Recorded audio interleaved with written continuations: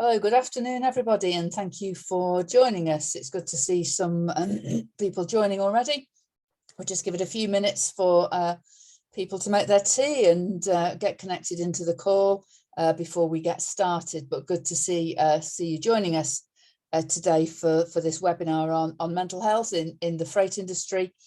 I was just talking to our presenters to say the genesis of the idea of doing this webinar came from our members construction forum, a forum which over the last few years has done quite a lot of work on physical safety in terminals, on training, on loading of trains. And it's been really interesting to me to see how the agenda there has broadened from just that physical safety to also looking at mental health and how we can support staff better in that space. So I think it's a really timely and welcome webinar today, and some really interesting insights that we'll be sharing across the three speakers that we've got today. Looking down those of you who are joining us now, I know many of you have joined our RFG webinars before, so you probably don't need me to tell you how it is going to work, but just by way of reminder, we will be running for about an hour today. We've got plenty of time within that for questions, so please do ask questions. Anything that you want to raise or ask our presenters about, you can drop that into the Q&A box, which you should have in front of you. And we've got plenty of time for taking those questions. We can share the slides from this webinar, so if you are keen to have a set of the slides afterwards, just drop Yvonne or myself an email and we'll get those out to you this afternoon. And we are also recording this webinar. It will go up onto our YouTube channel. I have to say that our colleague James, who does all things tech for us, is currently on holiday at Centre Parks. So it may just be into early next week before it goes live on YouTube, because I certainly have no idea at all how to do that. But we will let you know when it's up on there. And then if you've had to nip out or miss part of it, or indeed if you want to share it with colleagues in your workplace, then it will be up there for you to do so. Okay, so that was all I wish to say by way of introduction. So I think some introductions and then let's get started. So we've got a great lineup of panelists today. Absolutely delighted to have everyone here. So our speakers for today will be starting with Julia Keller, who's a trainee clinical psychologist at RSSB. She's going to be talking to us about the findings of the RSSB most recent survey work on mental health across the rail industry, including in rail freight. What those results are telling us, and also some of the other work that RSSB are doing to support the industry. We're then going to hear from Gemma Platt, who's the HR manager at GB Rail Freight, about how they've been tackling mental health within GB and some of the things that they've learnt. And finally, Stephanie Kendrick, who's a senior HR business partner at Aggregate Industries, is going to be talking about the approach that they've been taking in businesses which are managing both construction activities as well as rail freight. And some of the approaches that have been working for them, and in fact some of the things that have worked less well as well. And then we'll move to Q&A, and we're delighted that Michelle's just popped up. Michelle Sullivan from RSSB will also be joining us for the Q&A session. So we've got a great lineup of speakers. Really delighted to have everyone with us today. So without any further ado, I'm going to hand over to Julia and let her take us through the first part of the presentation. Julia, thank you very much. Thank you, Maggie. I'm just going to attempt to share our slides, so hopefully this works okay. Okay. Hopefully you can all see that all right. Yeah, thank you for having us. Yeah, thank you to the Rail Freight Group for having us today. We're really looking forward to speaking about the kind of mental health in the rail freight industry. And as part of this conversation, as Maggie was saying, I've been invited to share with you some of the findings from RSSB's mental health survey. So I'll be discussing some of the findings and sharing some insights about what they might mean for the freight industry. And then, we've got Gemma Platt and Stephanie Kendrick speaking about what they're doing in their companies with respect to mental health and well-being. So in a way, we hope the findings will be give a bit of context, and then Gemma and Stephanie will be providing the sort of, and so what do we do with this information part, if you like. Okay. Julia, just before we start, we seem to have lost the edges of your slides. Oh dear. Did you want to share it and see whether we can get it the portrait, the landscape way? just because there might be some important bits on those margins. Let me have a look. Let me attempt to share again. PowerPoint can have a mind of its own sometimes. Yeah, we trialed it about 2 minutes ago and it was perfect. How strange. Okay, let's see if this works any better. Apologies. Is that any better? Just coming through. Yep, that's it. Perfect. Thank you so much. Okay, so moving swiftly on, when thinking about why the rail industry should, should care about mental health, we don't need any convincing, and there's really more to it than it just being a nice thing to do. In terms of the financial reasons, average annual sickness absence within freight workers in our survey was 10 days. And if we multiply that by the average daily wage, we're looking at coming up to £3,000 per employee annually. So for people in this survey alone, that's nearly £500,000. And the survey showed that 6 times more days were lost to ill health than workforce accidents. But when thinking about performance, data from the survey suggests that 7% of freight respondents said that they'd had an incident where they felt that mental health was a factor. And we would, of course, argue that companies have a moral obligation to look after the health and well-being of their employees, including the mental health, and in particular when we can see that work is having a significant impact on it. So the purpose of the survey was to assess how common mental ill health was amongst people working in the rail industry. So we wanted to understand key risk and protective factors. It was broken down into sections, and using data from the full 4,000 participants, we can explore the relationship between these different topics. So we assessed participants' mental well-being by collecting data using validated clinical scales to measure symptoms of depression, anxiety, and post-traumatic stress. And then we looked at participants' exposure to a range of different working conditions and hazards, and we analysed which of these predicted mental health difficulties, and as well as which could be considered kind of more protective to mental health. And we've got a bit of a breakdown here of some demographics. We've got sort of 181 out of the total of 3,912 total survey respondents. So around 5% of respondents were from the freight industry. It might sound like a small number, but freight operators make up a very small proportion of the rail industry. So people in freight were technically overrepresented in the survey, but we're still working with small numbers here. And as with much of this kind of research, we know there'll be some response bias in that people who took part, they might have been perhaps more vulnerable or going through a more difficult time with their mental health. So that might impact the representativeness of some of the percentages. But the risk factors that we talk through are still going to be very important, or they'll be less impacted by that. So really important areas for focus. So we've got an average age of 44, a majority white, male, heterosexual workforce. So perhaps hold that in mind as we go through the results, but also think about people working in the sector who perhaps sit outside of these majorities. What might it be like working in a less diverse workforce in that way? If you don't sit in those majorities in terms of things like your age, your gender, your race. So just to hold that in mind as we go through. There was a last bit on the end there about disability. And again here, some more demographics I won't go into in detail, but we can see that over half of respondents are working more than 40 hours a week, so slightly more than other sectors. Most people have been employed for at least 6 years. Nearly half of people are working alone most of the time, which is again a bit higher than the industry average, but kind of on par with the TOC industry. And the majority are doing at least some night shifts each month. And also just to highlight over 3/4 of people from the freight sector reported doing safety critical work, which again was a bit higher than in other sectors.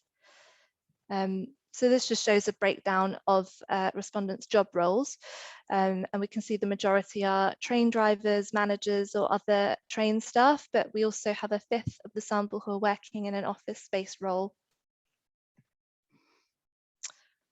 When looking at the wider sample, there were several factors that were found to be significantly associated with mental health outcomes, and this included particular working conditions. So a poor physical environment was found to be a significant predictor of mental ill health in the full data set, particularly with increased anxiety.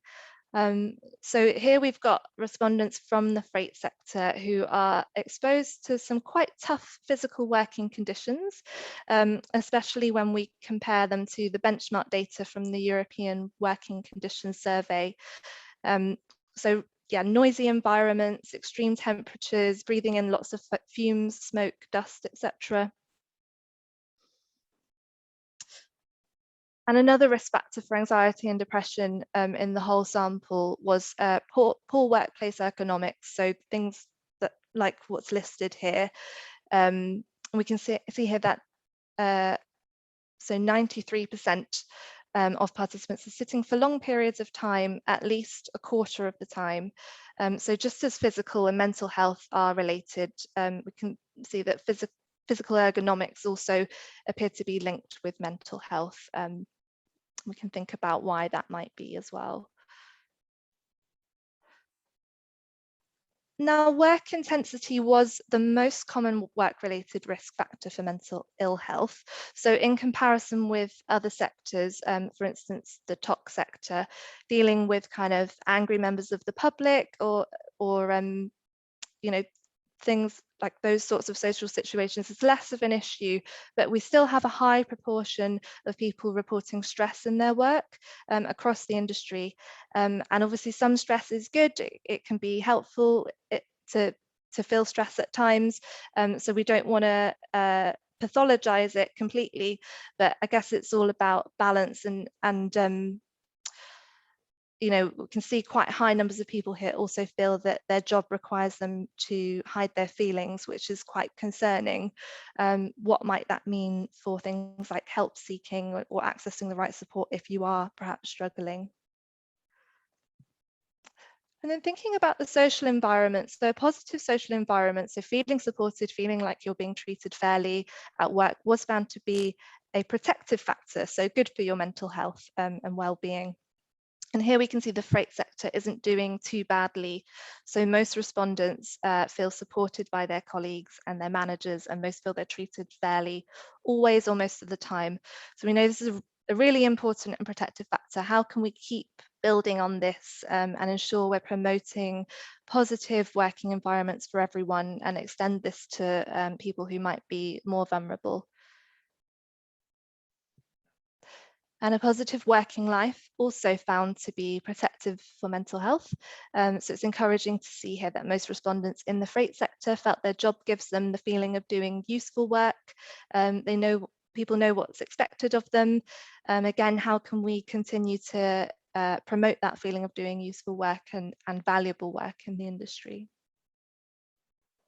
So moving on to what we call psychosocial hazards, so things that people might encounter in the sort of social environment at work.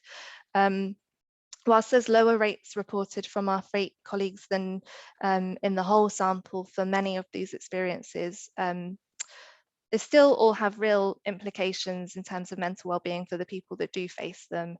And in particular within the whole industry survey, people who'd witnessed a fatality were over 2 times more likely to demonstrate symptoms of post-traumatic stress disorder, and people who'd experienced bullying or harassment had increased odds of just under 2, so 1.82. So this makes these factors deserving of special attention. And yeah, just thinking, what is it the freight sector is already doing and what else can be done to both prevent against these experiences, but also to ensure people are getting the right support if they do experience them. So what is the prevalence of mental health conditions in rail freight? When we looked at participant scores on these clinical scales and compared them to the whole industry sample and to the general population data we have, we can see the freight sector is sort of mirroring the whole industry, but with lower levels of prevalence, particularly for anxiety and depression. The percentage of people meeting the threshold for post-traumatic stress disorder is high in comparison to the general population. It's nearly twice as high for the freight sector. Now, experiencing a traumatic event is relatively common in the general population. Around a third of people will experience at least one traumatic event, but most don't go on to develop mental health difficulties. So there are particular things that enable people to cope with traumatic experiences, like good social support. And although these sort of absolute levels of PTSD are lower compared to the whole industry sample, when the analysis of our data controlled for factors like age or gender and sort of some other factors, working in the freight sector was associated with, I think, over twice the odds of developing a post-traumatic stress disorder for people who had been exposed to an incident. So we can think about what it is about working in freight that might make it more likely that you would perhaps be more vulnerable potentially after experiencing a potentially traumatic incident. And just to point out, the estimates here for the general population for anxiety and depression appear very high, and that reflects an increase in mental health during the COVID-19 pandemic. So yeah, this data is from during the pandemic, and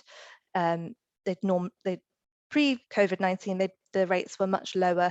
I think something like 6% for anxiety and depression. Okay, so thinking about help seeking, 38% of respondents from the freight sector reported a mental health issue they felt was a direct result of work. However, only 55% reported seeking help. So it begs the question of how we can make help more accessible. What's currently getting in the way? Is it that people are feeling they're needing to hide their feelings? Is it a lack of support from managers? This needs further exploration. And then importantly, just to point out, the majority of freight respondents said they would go to work as usual if they were suffering psychological issues rather than take time off. And that's not to say that we think people with mental health difficulties shouldn't be going to work, because of course it's going to be different for each person. And if you're struggling with your mental health, for some people going to work is something that is really protective and can be really helpful. But I guess it's just to perhaps counter the sometimes unhelpful narrative that comes up around people with mental health difficulties kind of taking more time off work, or yeah, I think that's just to sort of highlight that. We can see here that 35% of freight colleagues have a long-term health condition, and the majority of them are limited by it in terms of their activity. And as I sort of mentioned earlier, research consistently demonstrates this link between physical and mental health. And an analysis of the whole industry survey data found that people's total number of physical health problems and the number of sickness absences in the previous year predicted symptoms of depression and anxiety and PTSD. So we know there's this link. How can we ensure people with physical health problems get the right support at work? How can we prevent against them in the first place? Again, thinking about the data we have around ergonomics as well. So the most common physical health problems were musculoskeletal, headaches, eye strain. How can some of these be better managed, or the risks associated with them mitigated against in the workplace? Okay. Something we've been thinking about with many organisations is the impact of the wider context on their workforce. We're all impacted individually, and our jobs are impacted by the kind of wider social and political context. We know that in the global financial crisis back in 2008, there was an increase in male suicide. The railway is undergoing something of a reorganisation, transformation, which is going to impact things like job security. So we've also got increased costs of living to contend with, not to mention COVID. It's changed life for all of us, including the way we work, albeit in different ways for different people. How can our workplaces recognise and respond to these pressures? It's something really important to be thinking about. I won't go into too much detail about these because it will look different for each organisation in terms of what can be done, what's going to be helpful. I'm also aware that we don't know exactly who's joining us for this webinar, so you know what people's job titles or job roles are. So naturally, again, what can be done will look different for different people.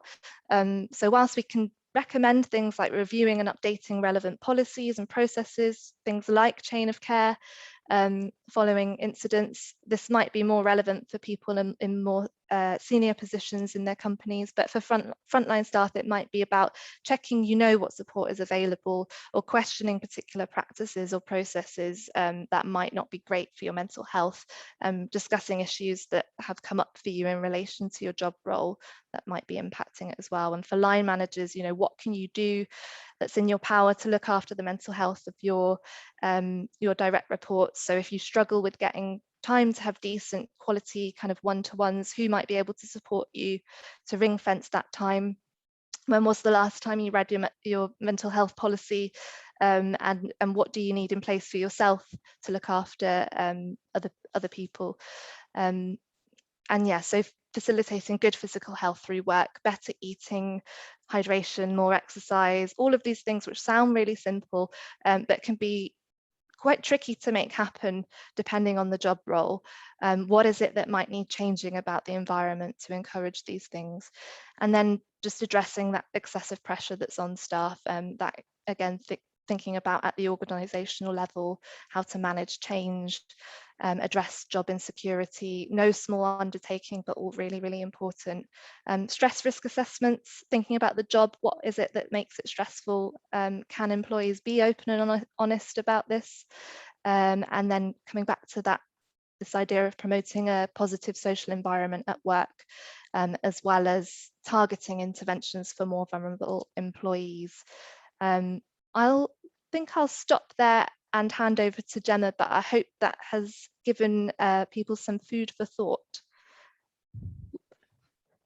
Thanks, Julia. So, yep, my name is Gemma and I work as one of the HR managers here at GB Rail Freight.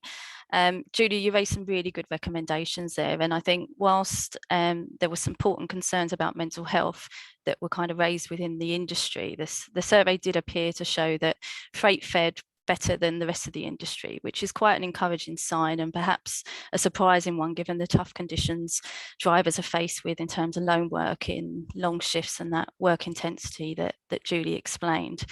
But I'm here today to talk to you about the preventative work we've been doing at GB Rail Freight to try and reduce the amount of mental health related absence, and to ensure we offer our staff that proactive support and encourage open discussions, as Julie mentioned, about the importance of those in the workplace. So our preventative focus on mental health only really started in 2019. Before that, we had offered the EAP services to our staff and their family members, but these could be viewed as more reactive support mechanisms, and we really wanted to change that focus. So why did we do it? Well, in 2019, there were 5,691 suicides recorded in the UK. That's 18 deaths per day, and on the railway there were 283 railway suicide fatalities in the UK, and as we know, our workforce are exposed to this and the ongoing trauma that it can cause. And on a very personal front, I had my own personal reasons for being involved in this project. Sadly, I lost my husband to suicide that same year. And now, whilst I'm not here to talk about my personal experience, I will say that my husband James is without doubt the driving force behind why I feel proactive mental health support should be made available to all people, and mental health discussions need to be had regularly in the workplace because they are extremely powerful. So what do we do at GB Rail Freight? If you go to the next slide, please, Julia. So the first and most effective solution to break the stigmas that were prevalent everywhere in workplaces and society was to create a community of people in the business who could act as listening ears to staff and help normalise discussions around mental health. So this could never be done alone or a top-down effort. We needed people from all levels of the business and all areas of the country to take part in this and create the change we wanted to see. So back in 2019, I attended an RSSB workshop, which focused on the development of their Wellbeing Champion Toolkit, which you can see an image of on your screen here. And I had the absolute privilege of being introduced to Michelle. I'm sure she remembers, who's on this call now. And I found it really, really valuable. It's a great piece of work, and I would recommend anyone that hasn't seen this work to take a look at it, because there's some extremely helpful templates and pointers on how to develop a really effective Wellbeing Champion strategy and community. And after the session, I come away with a clear idea on what we needed to do at the GB Rail Freight, and I had the backing of management, and we created a wellbeing strategy, making sure it underpinned our core values like perhaps no other project before it had done. And those core values are about support and enjoyment and professionalism and treating people with kindness and respect. So I then went on the search for our willing volunteers who would act as the wellbeing champions and give their free time to support others. Not huge amounts of time. We're only looking for sort of 2 hours, 4 hours a month to devote to this role. And fortunately, I was inundated with people that wanted to be a part of this group and cared about this subject. And many, like me, had been affected by mental health or had lost someone to suicide. So I was fortunate that the people that come forward were based in all areas of the business and all different roles, because reaching out to our frontline staff were key. These are the people that work in isolation, work long shifts, and I was fortunate that we had ample trained crew involved in this project. And I would say it's been part of why it's been such a success it's been. Obtaining the buy-in from the top, I didn't have any issues in convincing directors of the importance of this work, and I had full support from them and my line manager. And one of the directors in the business actually I wrote an open letter to staff when we were coming to launch this work, explaining their own personal experiences of mental health. And I think that really made a big impact when we launched.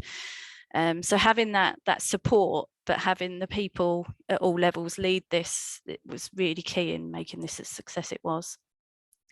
And then finding the right type of training for our champions was key.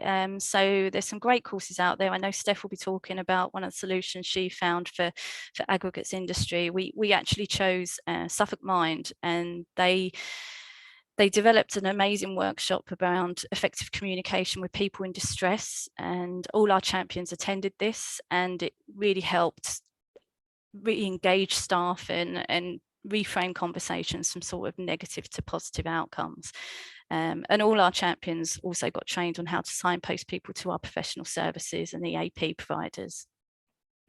We agreed our goals for Project One, and I must admit I did start small, and I'll come to tell you about how it grew legs as the project developed. But my main aim was just to normalise conversation in the workplace, try and create areas and environments where people felt they could talk to someone in confidence and get the support they needed if they were struggling with their mental health.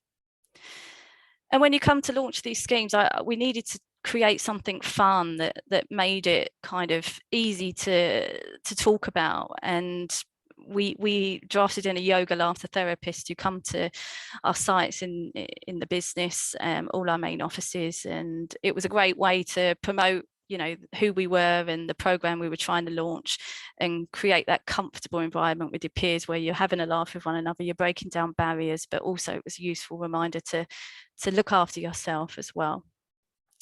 We can go to the next slide, Julia. So when we come to launch, we each had these lovely green lanyards to wear to show staff who we are, because we are a large business now. We've got over 1,000 staff, so we don't all know each other in the same way we did maybe 4 or 5 years ago. So having these lanyards on, they're a great talking point for staff. They let people know we're here to talk in confidence if they need it. And even members of the public ask me when I'm on the train, you know, what this is about. So I would say, you know, have something, if you're going to launch your own scheme, have something that just kind of shows people subtly, you know, you're there to talk. Now we have a community of over 50 champions, and it grows every time I run an induction. More people want to get involved in this movement, which is really, really encouraging. And perhaps one of the most amazing achievements, I think, in the time we've been running this, in the short time we've been running this, one of our champions, who was a rail operator, actually saved a member of public's life. So there was an individual who was on a footbridge, and this champion actually used the skills and had the confidence to talk to that member of public and talk them down from ending their life, and got them in touch with the British Transport Police. And they were only able to do that through the skills they learned through the training, through the Wellbeing Champion training. So, you know, this just showed to me that this was absolutely needed in this business, and it really was saving lives. And I know our champions spend dedicated time with our staff on a regular basis, giving them that one-to-one support and that listening ear when they need it. It reduced our mental health related absence in 2020. And I feel it's brought together a really strong community of people all striving to make things better for one another, which no doubt has improved our culture here as well, and just helped normalise that conversation around mental health.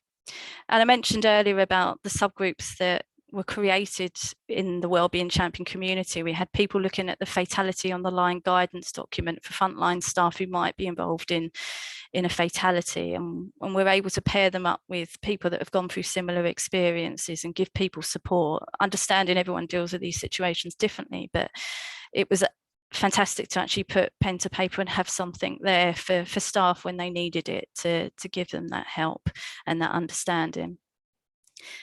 And from a technological point of view, we launched a mental health app with thanks to Every Mind at Work, which gives people the proactive tips on managing their own mental health and being in tune with their own needs.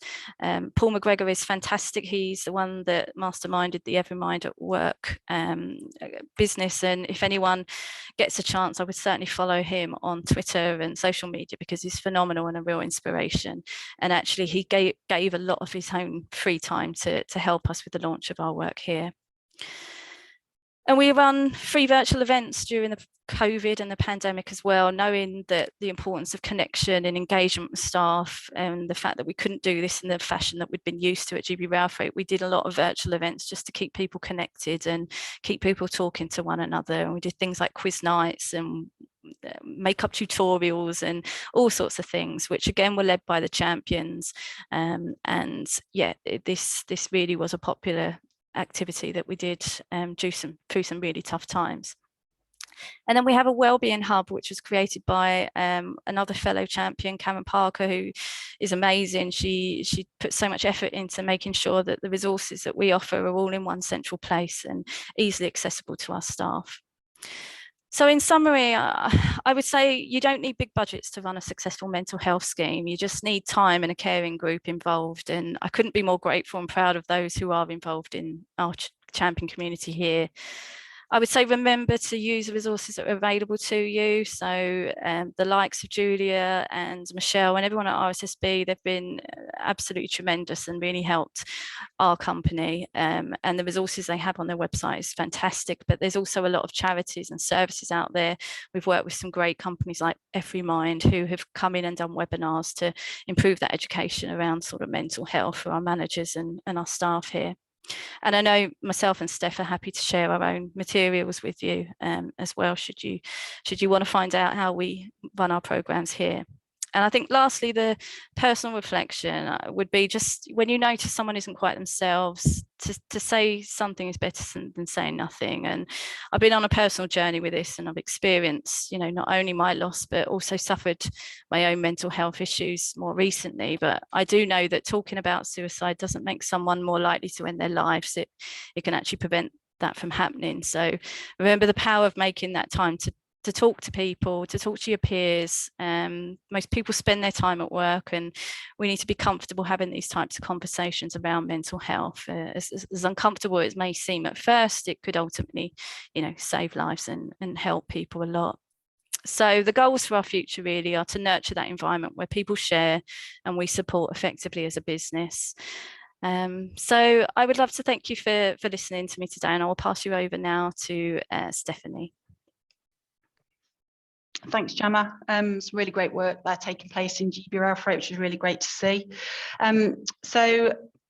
Hi everybody, I'm Steph Kendrick, HR business partner, work for Agri Industries UK, but I also lead an our health and wellbeing programme called Healthy You for the business. So I'm here today to talk to you about the journey that we've come along and what's worked for us so far along that journey, and maybe, you know, hopefully you can take something away to potentially implement in your own business, or take some learning away at least. So have the next slide, please, Julia. Thank you. So what is, you know, why is mental health so important? So 1 in 4 of us will experience at least one mental health problem of some kind each year. And, you know, for Agri Industries, that means 900 of our colleagues, which is quite a significant number. Also right now, 1 in 6 of us are also dealing with a common mental health problem, such as anxiety, depression or stress in any given week. Stat there given by Mind UK. Which again, for Agri Industries, that means about nearly 600 colleagues, which again is a high number. So, you know, just reinforces the importance of the topic, I think. You know, everybody has mental health, but not everybody has mental illness, but it can, you know, it can impact all of us, and ultimately it's relevant to everybody. So it should be important to everybody.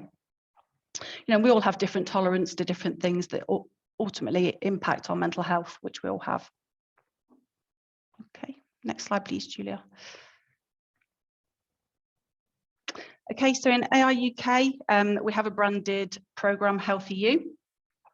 It was launched in 2013, so nearly 9 years ago now, aimed at providing ultimately a better level of support and materials and guidance for people so they can make more informed choices.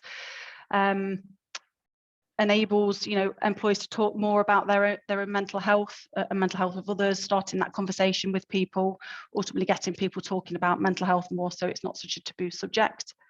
And also having targeted campaigns, and where possible we do link international campaigns. So there's always a National Awareness Day somewhere going on that you can tap into and utilise those materials. So, you know, as Gemma said, you don't have to have a budget necessarily for some of this stuff. You can pick up materials that already exist. It doesn't have to cost the earth, just the time taken to share that information.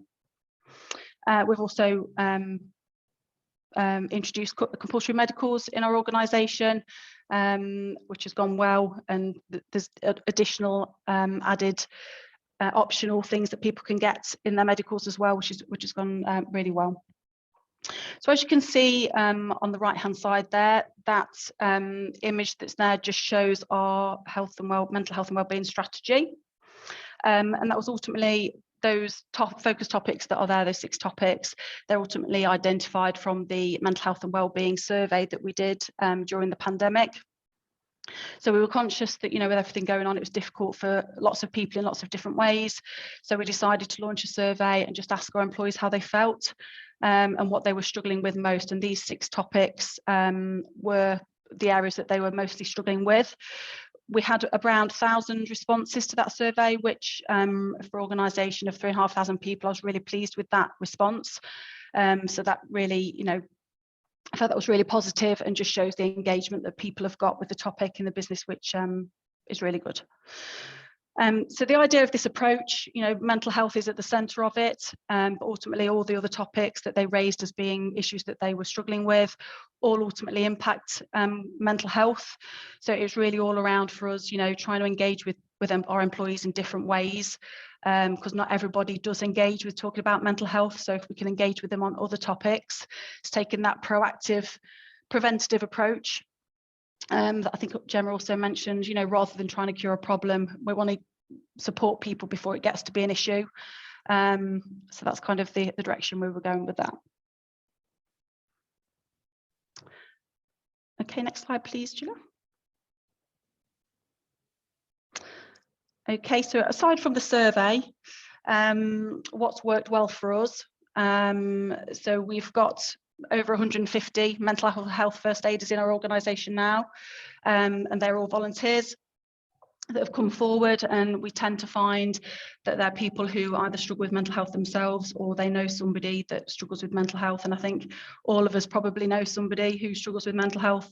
As I say, we've all got it, and with everything going on in the last couple of years, it's not surprising people are struggling. So it's great that we've got these individuals in the business. We have surveyed that population as well recently, and they've kind of, it seems to be the approach being that people tend to not necessarily always reach out to the mental health first aiders, but the first aiders themselves are being proactive and reaching out to individuals where they notice people are struggling.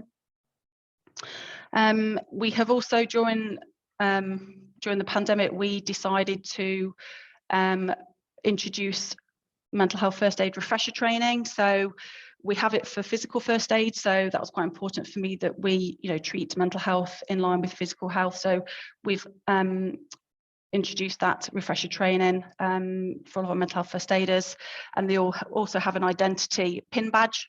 So similarly to Gemma's lanyard that they have, we've got a pin badge for our first aiders so that people can recognise who they are if they want to start that conversation with somebody.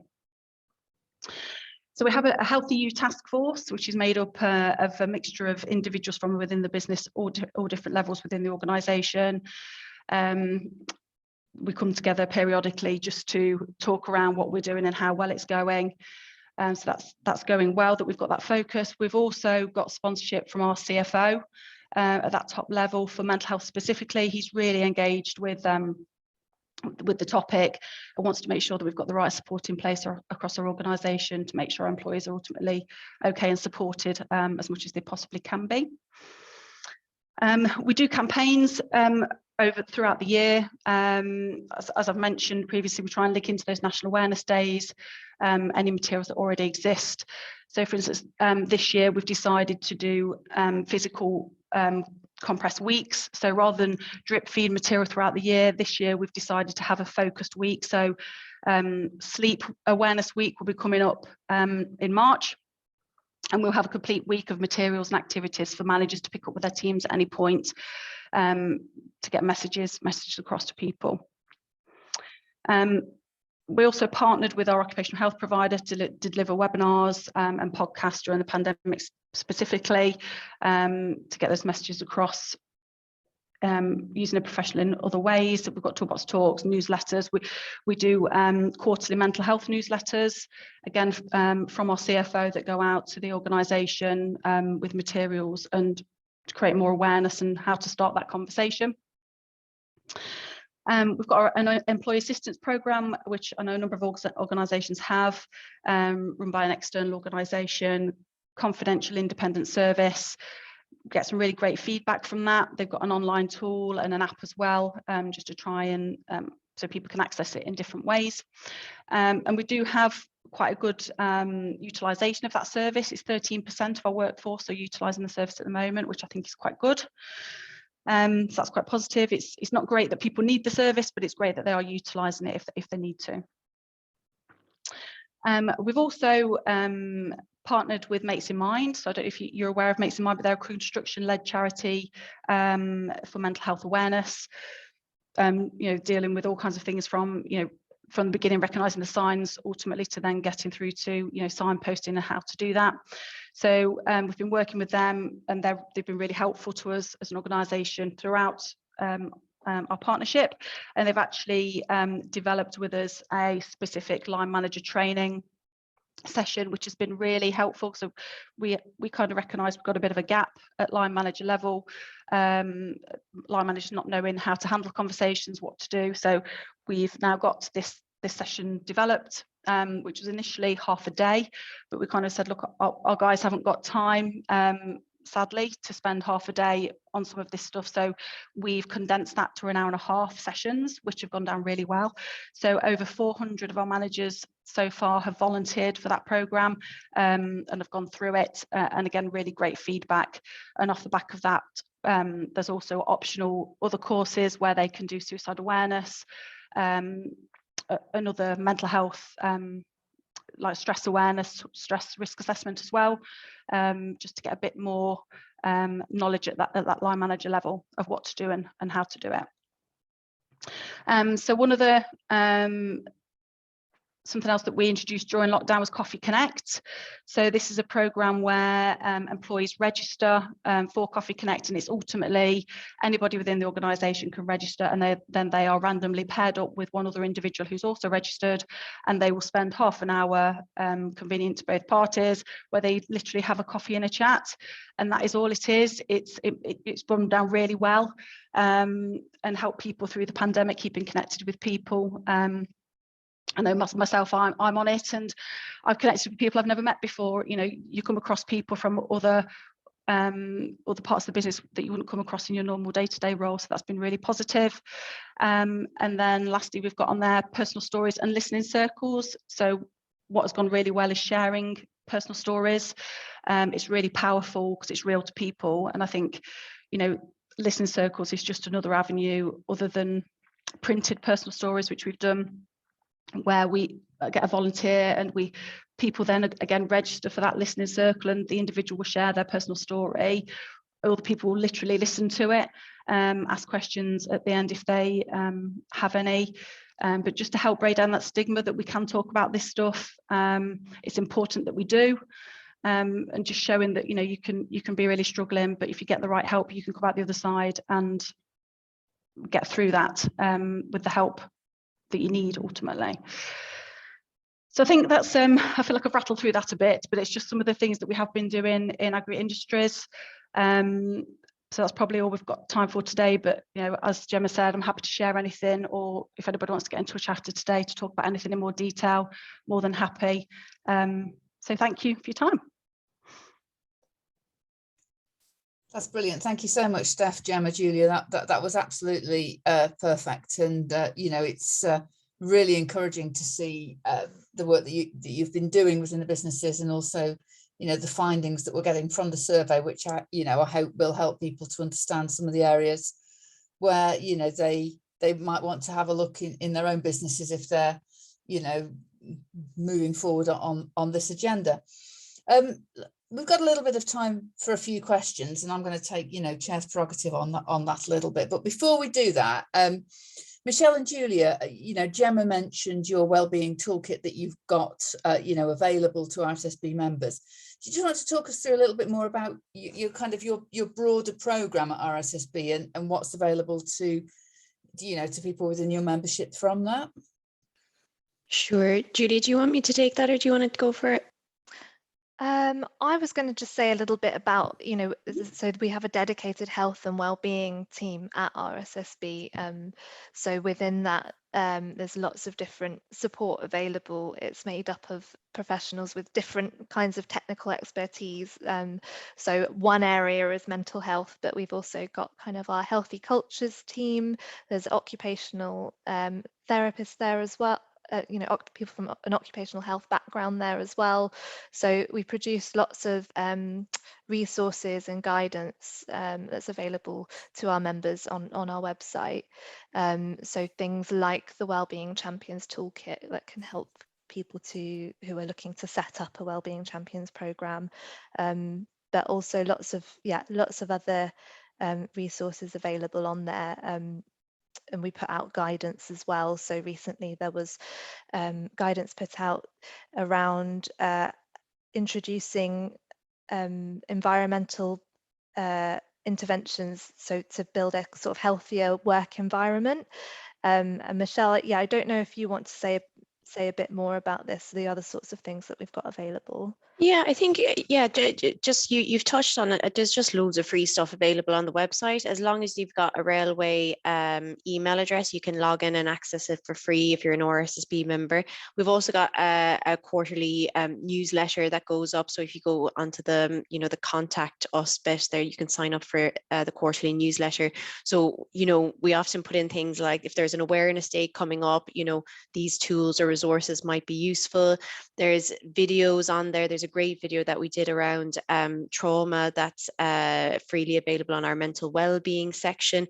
So the main thing is just go and explore and, you know, see what's useful, and then just get in touch with any of us if you're looking for more help or support with any of it. It's really important for us that what we deliver is actually useful to people. So we want to help companies implement it. So, I mean, it's an absolute joy to see how far Gemma's work with the Wellbeing Champions has come along, because I remember that workshop back in 2019, and here we are years later, and to see how it's grown and developed, it's just the most rewarding thing. So please check out the resources and get in touch, and yeah, just don't be a stranger.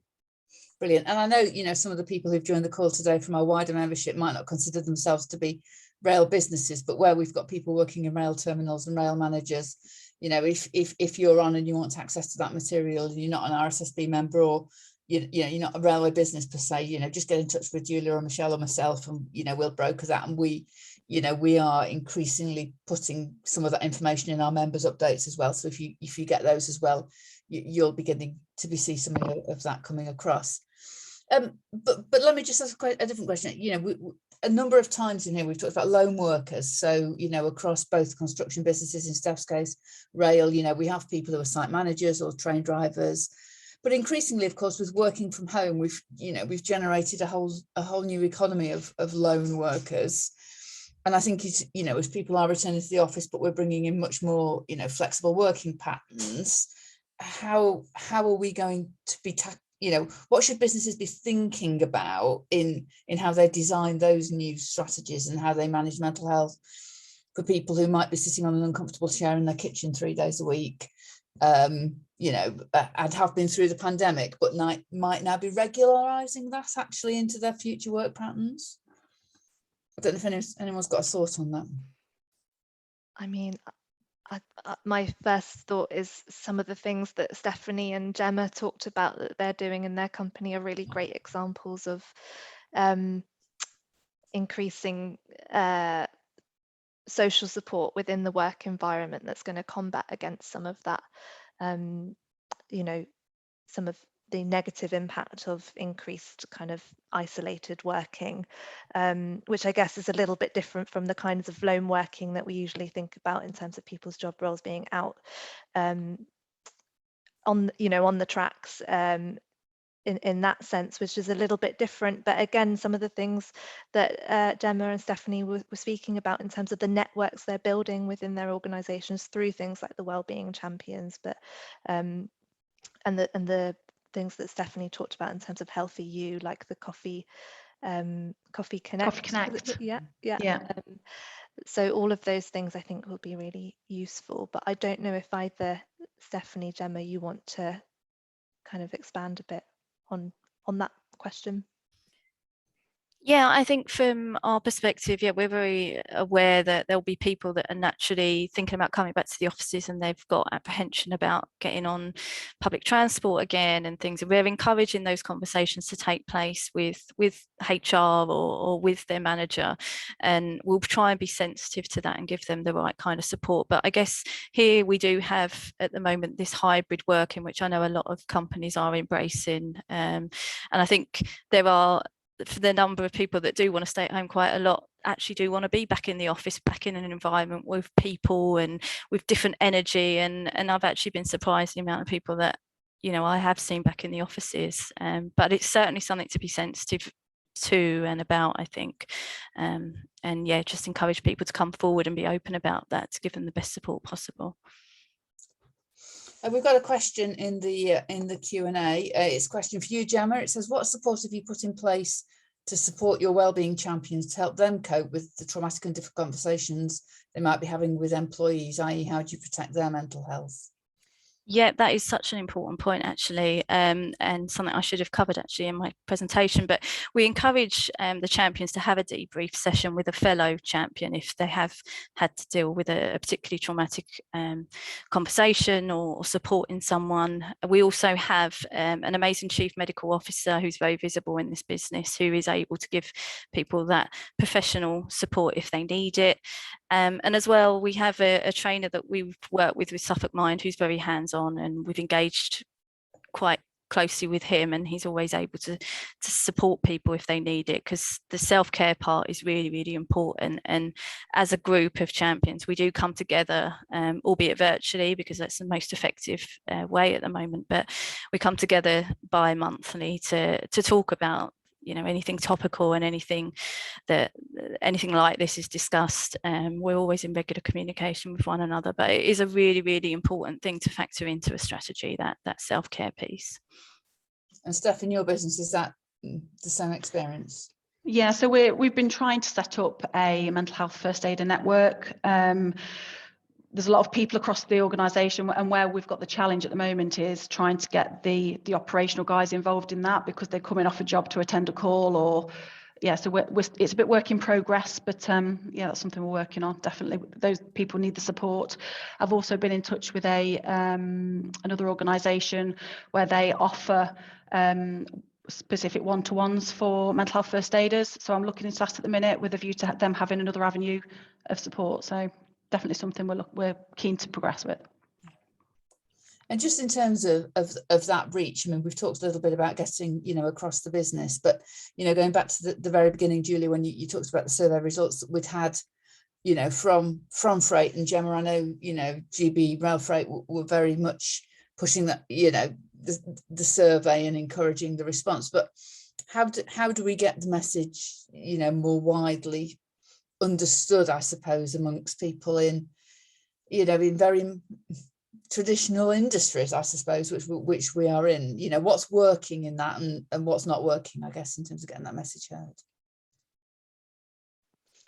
I can jump in here. I think so. As an industry, we've been trying to do a lot of targeted comms around not just mental health, but over health and well-being. So you may have come across things like Rail Wellbeing Live, and you know, so we're trying to push as much formal comms as possible and getting those into companies, and then having that trickle down through internal comms. But the fact of the matter is, still, that's only going to reach a small proportion of the workforce. And actually, what's really going to make the difference is the word of mouth, peer to peer, which is exactly what Gemma and Steph are doing in their organizations. You know, often people don't want to, or they don't have the time to log on to a webinar or to, read a newsletter, but they might have a chat with somebody in the mess room, and they trust that person and they'll respect that person, and that is the loudest vehicle for these health and well-being messages that we could possibly have. So if we can start getting that word of mouth out through word of mouth, which is why peer support is one of the most powerful tools in our toolbox. Absolutely, yeah. No, thank you. And I think, you know, it's not an area that we at RFG have talked about a lot, you know, and I think it's been really welcome today to do that and to be able to share, you know, the excellent work that is going on, and you know, we'll commit to trying to do more of that and get the message spread out a little bit more. And I think something I'd like to come back to, you know, at a future discussion, whether that's, you know, on a webinar or, you know, next time we meet up, but is around some of those early questions we were talking about, noise and sort of the physical environment, and how we, you know, look at how that gets, you know, eventually designed out. And, you know, I'm sort of mindful of, you know, the next generation of workforce, today's teenagers who are already, you know, is it 1 in 6 teenagers with, you know, recognizable mental health issues already, which is horrendous. But that, you know, these are people going to be in the workplace in 4 or 5 years time, and, you know, we kind of probably need to be ready for them coming through. And you know, so that's perhaps something we, you know, we could come back to. But, you know, how are we designing the ways that the rail freight network works and the structures work and the shift patterns work to be ready for the future and that. So absolutely, by managing all those organizational and workplace risks, you know, by sorting out your DSE assessments, by making sure people are, you know, physically fit and healthy, that is all a mental health intervention. And Maggie, if you don't mind me saying, you kind of got me thinking about, you know, kind of when we were talking about the peer support and word of mouth. I just invite everyone on this webinar, if you could just do one thing after this webinar, just talk to one person about something in this webinar, one point, one food for thought, and just say, you know, I watched this webinar, this was interesting, what do you think of that? Use it as a bit of a conversation starter. And if everyone talks to one person about it, that's already got the ripple effect going. It really has. And as I said at the beginning, we will have it up on YouTube just as soon as James has managed to extract himself from Centre Parks. I know he'll have that done. which will probably be just into next week. But once it's up online, then, you know, please do share it with colleagues, and we'll certainly be pushing it back out on social media. And you know, you signpost people to it. We don't take them down, so or not for a long time anyway. So, you know, it'll be there, and people can come back and have a look at that as well. Look, we are on the hour. I think it's been absolutely, you know, an absolutely brilliant session. Thank you so much to everyone for taking the time to attend, and indeed to Steph, Gemma, Julia and Michelle for taking the time and trouble to put the slide pack together, to being the most organised webinar presenters we have ever had. So thank you particularly for making Yvonne and my lives, you know, really simple and straightforward. It's been an absolute pleasure, and you know, such an important topic as well. If you want copies of the slides, just drop Yvonne and myself a note. We'll get those over to you. And up there, of course, you've got everyone's contacts, and I know, you know, everybody is you know, there and willing to help you as you go forward in your own businesses. So thank you all very much. Hope you have a good rest of the afternoon, and as Michelle says, tell someone what you heard. So thank you all so much. Thanks everyone. Thank you.